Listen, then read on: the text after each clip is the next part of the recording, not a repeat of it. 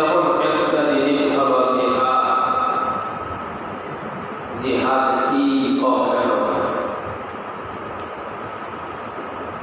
অনেকে মনে করে দুনিয়া বেরোক যারা কাফির মুশরিক যারা আছে তারা ইসলামের শাশ্বত বিধান জিহাদকে তারা সন্ত্রাস করে আখ্যায়িত করে।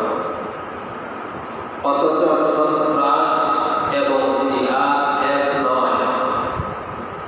জিহাদ হলো সন্ত্রাসকে বিরুদ্ধ করা একমাত্র হাতিয়ারের নাম হলো জিহাদ। যেই জায়গায় সন্ত্রাস আছে সেই জায়গায় সন্ত্রাসকে দূর করার সবথেকে বড় হাতিয়ারের নাম হলো জিহাদ।